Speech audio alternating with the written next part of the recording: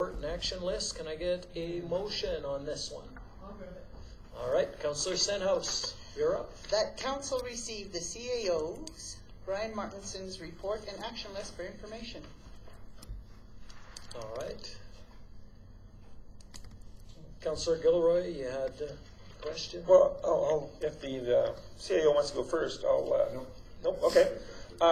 Mine will be regarding motion 37519, moved by myself. That council write a letter to the Honourable Tyler Shandro, the Minister of Health, in regard to hospital privileges for doctors, and requested administration to contact. Hold on, that was changed because it should say Honourable Tyler Shandro, Minister of Health, and we changed it last meeting to Bernie Yu, CEO, President and CEO of AHS. The reason I am bringing this one forward is because when I was at the telephone meeting of the College of Physicians and Surgeons, who were not able to get into town but talked to us by telephone, they basically said this is the way we need to go. We need to not depend upon our North Zone, but because Verna Yu is also on the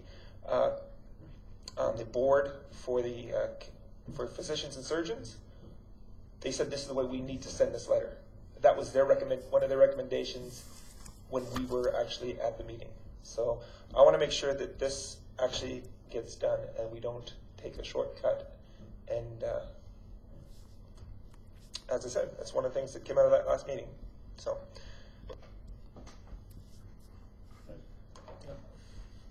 I tried to write this letter like 5 times. I told you that. And then you guys had set up meetings to resolve the issue. So if you can help me and send a draft letter to me, it would help. I know that. To say. Huh? Like And what what do you want to say in the letter? Because I thought the issues had been addressed now that. Yeah. Well, some of them have, right? Well, the overall issues really haven't, but as far as I know, but we can, when you get back from your vacation, because you're in the middle of it, I think, we can get it done if that is your wish. Make a note, Nancy.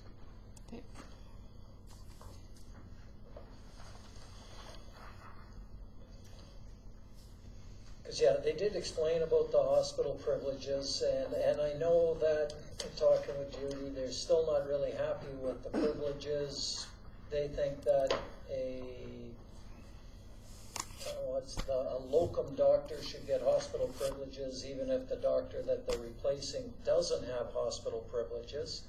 They think that's a good thing, but that's not the way Alberta Health Services works. That's not their policy, so I don't know if that's something we want to argue. However, there is the issue of getting new doctors into town should be able to get hospital privileges if they're willing to work, and that's one of the issues that we're worried about, and it does turn out that they do have to work, and if they don't agree to that, then they won't give them hospital privilege. They have to work in the ER room or in the emergency department. This was extensively discussed with the physicians and surgeons as well as the regional health authority, if you want to, whatever that body is. There was a ton of people there from there, as well as county, as well as RPAP and a few others. There was very much discussion, and this is exactly what they suggested we do. And so I'm using this as one of the things that, because there were a lot of things that were told to you, apparently, according to the discussion, there were a lot of things that were told by AHS, and it was suggested it was not their responsibility, but College of Physicians Surgeons, and that was clarified. And so they're suggesting that the best way to deal with all of these misconceptions, even if it sounds like it's fully clear, is to go this process. And that's why I'm very much pushing for this one. Okay. Anything else for our CAO? Question? Yes. So Brian, on the council request that administration discuss alternatives with town employees for their input, and I'm guessing that was for benefits for the pension plan. It was, and Terry had kind of started that initiative, but Anita's kind of looking after it now, so she's still gathering some information. What we'll have to do is, once when we get the consensus of the employees will have to bring it back to council as if, because they looked at the LAP program for instead of the RSP, so that's gonna be an increase to employees and to our budget, so. So Brian, can I just share with you, like, remembering that, like, I mean, unfortunately, I think it kind of got twisted around. Like, the conversation that council basically had was, and I could be wrong, but it was, we wanted to see, like, we have an RSP pension where our employees can take the money out when they want to, right? No. We've changed that? Yes. Okay, well, so I think the conversation was around that. Was we don't really have the greatest pension for them because they can access it. And when they're accessing it, we're set up where we don't give them the money, right? We don't give our contribution for a year after they access it, right? Which is fine. So I mean, but it's not necessarily the best pension for employees because employees are inclined to take the money out, right? Because it's in front of them. So we had talked about it, and I know Terry, like, this is a couple times that she brought up the LAP pension because she loves the LAP pension. She had the LAP pension before at another job. We talked about it. I said it's the most expensive pension out there that I knew about because at that time I was working with Sun Life and I was familiar with some of the pensions. So we had mentioned that we didn't think that it was an affordable solution. And somehow this got twisted around that she had a meeting with everybody, and now this was a mandatory pension meeting that, she told the staff it was mandatory to go to this pension meeting. And I'm just thinking that it should have come to council first for, if we were going to increase the budget, like, why have the staff say, oh yeah, we like LAP, just so we can say, sorry, we can't afford it. It wasn't just for the pension, it covered dental, the whole gamut. Okay. For like insurance and whatever. So they'd give us options, the people that we met with, so it wasn't just for. And it was because you didn't like the well, plan that they you got now? they had basically, I guess the dental part, some people figure, it's not providing enough coverage. You go to a dentist, we get, I don't know what it is, $1,500 every 2 years or something. And if you got a family, that's not gonna, you go to an orthodontist and that's gone before you can step in the door, so. Okay. So they were looking at increasing, costs to the town and to the employees to get better coverage, so there was options there that they were throwing to us. So. Councillor Gilroy. I believe, actually, Councillor Rose was partly right there. The original purpose, though, was we were looking at the budget, 2 years ago? And we were looking at how much we were spending in benefits, and we were told that we should look in to see if there's something where they can get just as much, if not a bit more, at a better cost savings to the town.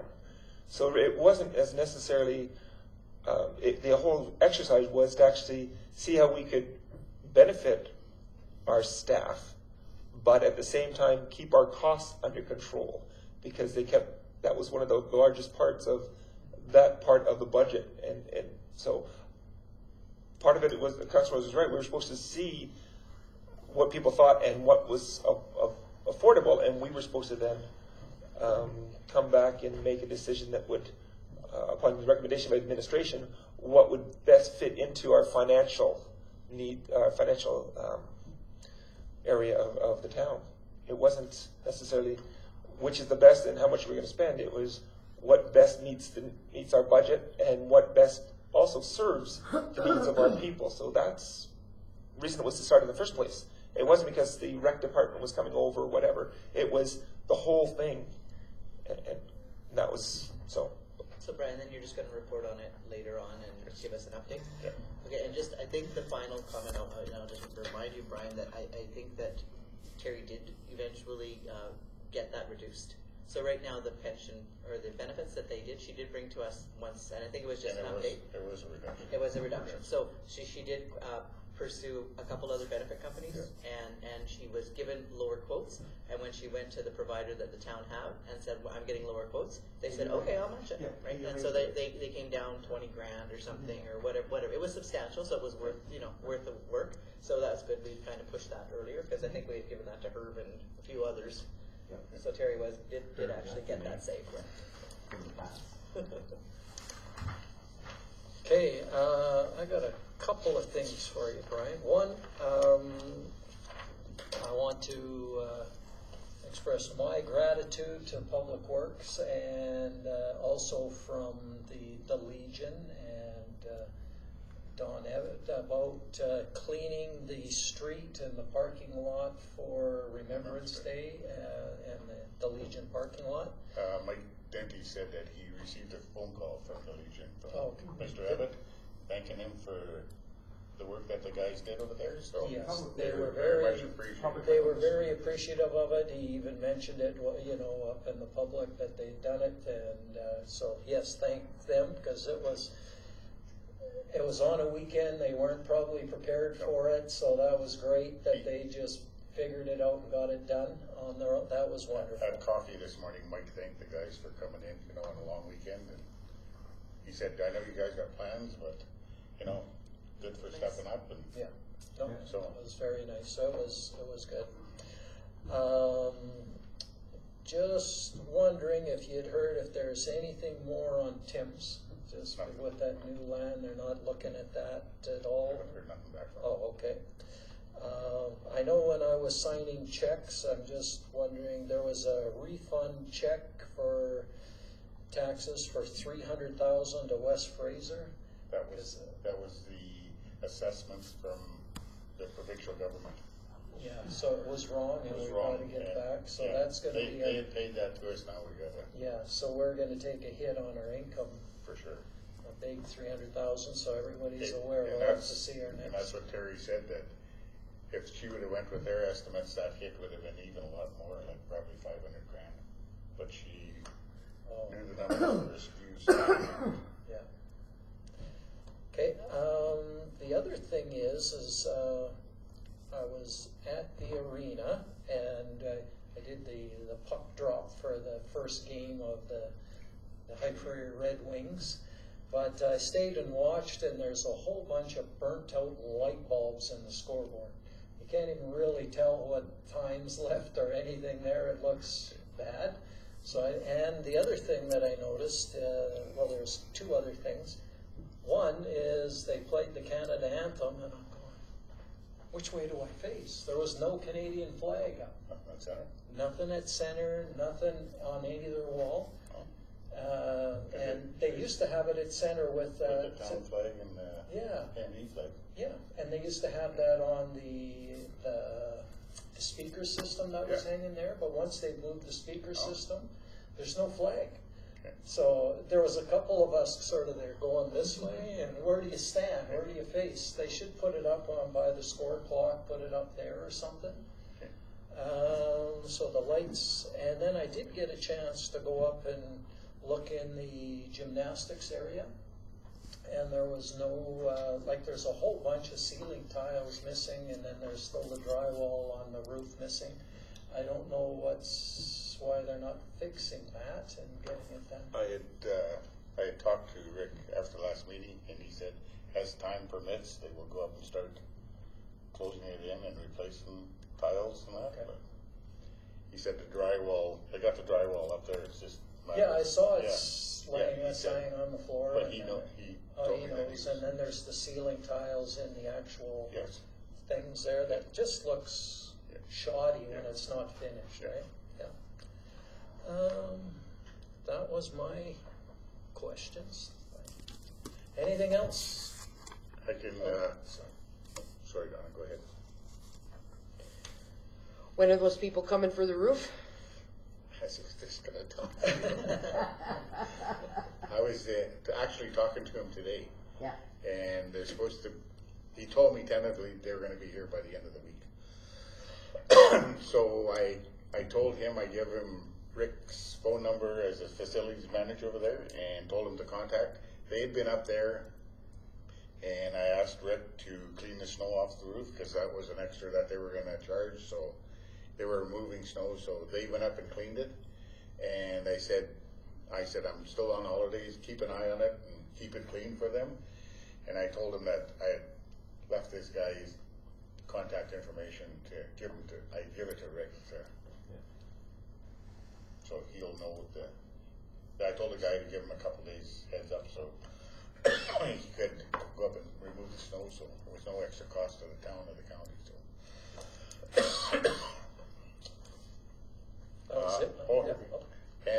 another thing, I'll just let all the council know that I did do a contract with Big Lakes County's interim treasurer that they had, Dave McGilvery.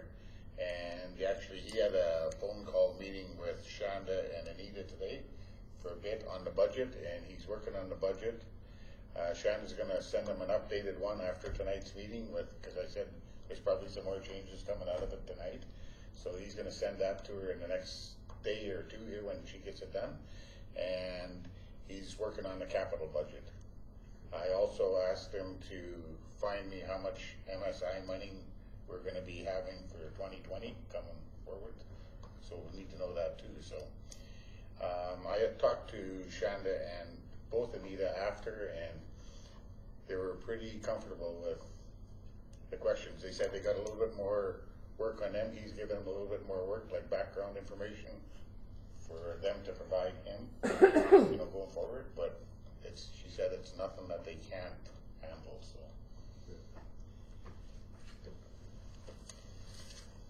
Anything else? We have a motion to receive his report for information. All those in favor? Carried. Moving on to our FCSS report. Get a motion. Councillor Rose. Go ahead, Councillor Rose. Oh, you didn't have your hand. I was looking at you. I did, but that's okay. Councillor Rose, go ahead. The council receives the October FCSS Managers Report and monthly stats for information.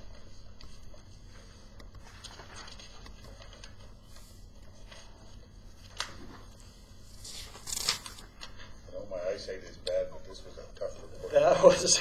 Yeah, it's just like, Oh, oh, What happened to their printer on this one? Like, that's brutal.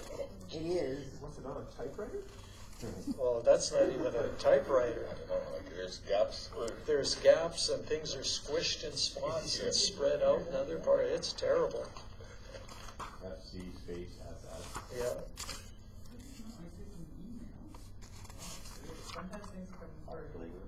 Christmas Ankles program. I like Christmas Ankles program. Christmas angle program.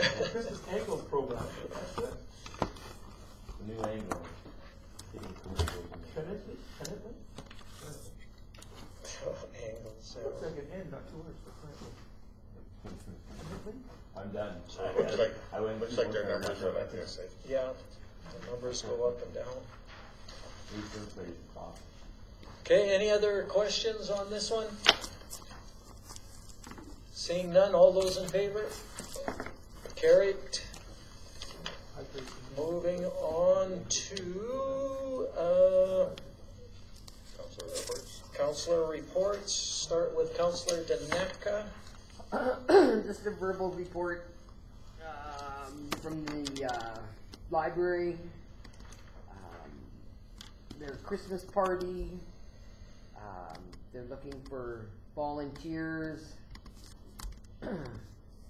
November the 22nd, 5:30. December the 3rd from 2 to 4 is the Big Lake book launch.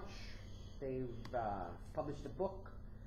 It's 50 quotes or something like that from Big Lake County residents.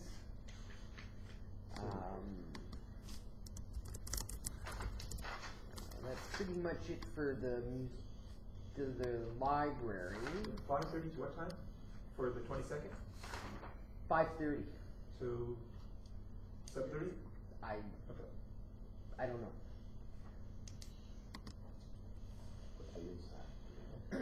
And I believe the book is $10. Anybody who goes to the book launch gets a free book. Signed by whom, I have no idea. It would be a Friday. And from the museum, just a couple things. Darlene has now completed her last course for for the Alberta Museum Association, and she has now obtained her Certificate of Museum Studies. She's working on a Truth and Reconciliation exhibit Looking at possibly March for an open house. Over the summer, she was contacted by Bill McHugh, and they donated a piano player. Yeah. It's not a player piano. It's a piano player, which is the same as a player piano, but it sets up, you wheel it up to a piano, and then the scrolls that are in there, it makes the piano player play the keys. Wasn't that cool? So that's in there. They've changed the museum around. We used to meet in the little extension that was the boardroom, but they've, because we have so many artifacts to display, they've used that area as a display area for, it's like a living area. So there's like a kitchen area, and then the living room area where the piano player and the piano are, and stuff like that. Gift shop has been extremely busy, and that's it. I move my verbal report for information. That was a very good verbal report. That was amazing. Any questions for Councillor Danaka? I try to get there and put it on the computer and do it, but it's just not happening. It is just not happening. Seeing no questions, all those in favor? Good.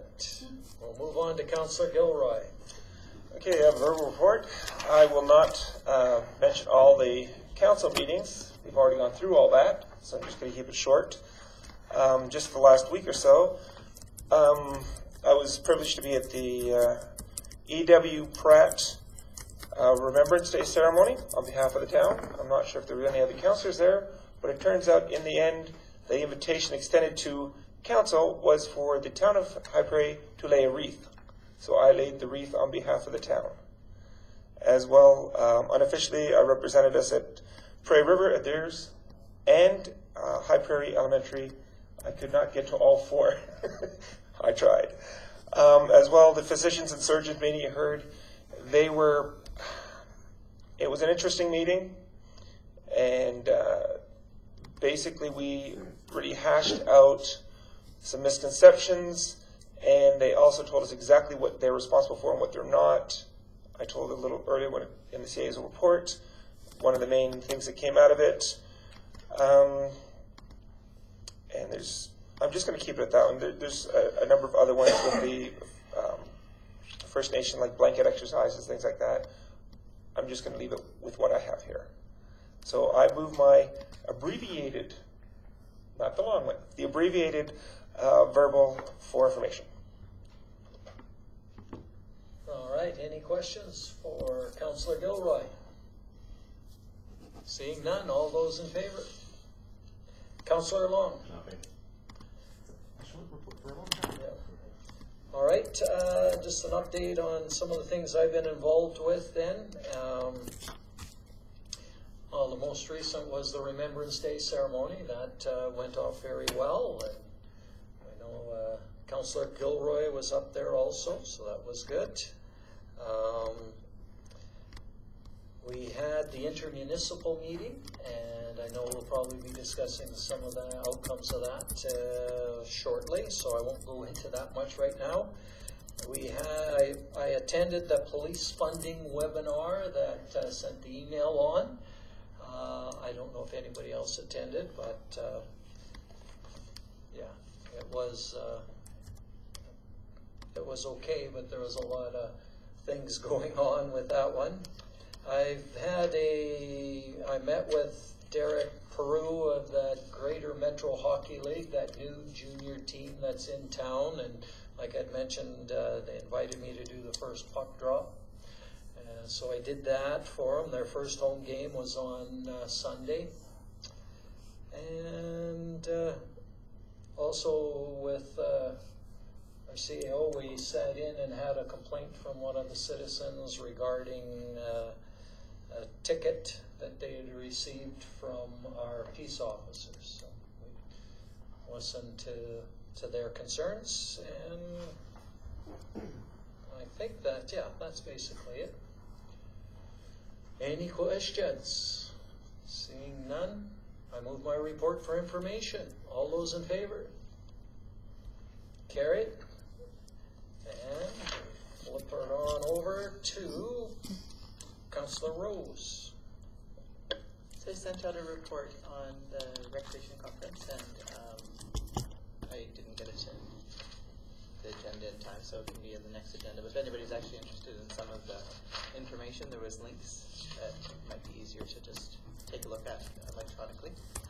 One of the things that came out of the conference that I never got a chance to follow up with Ricky, but I know that at the pool they've already ordered it. It was display screens that they will, a company that was at the trade show will supply the screen, and then they come into your community and sell some advertising. So half of the screen ends up being advertising, the other half is going to be the schedules. So the schedule for the pool, the schedule for the arena, and then there's that opportunity to upload it to Facebook and stuff. So we're going to try to get a little more digitized and actually have a schedule up. I was really hopeful for the arena because that's the one that I hear complaints of all the time, because Viola does try with the pool to put that on Facebook. But the arena is still the whiteboard. Everybody's like, when is there public skating? And they have to go and take a look at the whiteboard. So Ricky was pretty excited about it, so I'm really hopeful that we're going to get something. We're going to get something electronic. And I'll just, what little bit I know about that that hockey team that's in town. Do we have any other challenges? Anybody hear anything? Any other concerns? So Haven't heard anything. Yep. Only thing I've heard is it financially stable, or are we going to be in the hook for all ice times? no, so we actually made them pay up front for their ice times. So as far as the arena is concerned and the town's responsibility, like we're charged a fee up front or a deposit for a number of ice times. I mean, we could be, because we're probably going to forward them, or probably going to give them ice time. Brian, do we have any sort of policy on how we're going to handle that going forward? Treat them like any other ice user. Yeah. But, I mean, just for council's understanding, they really are a for-profit user group.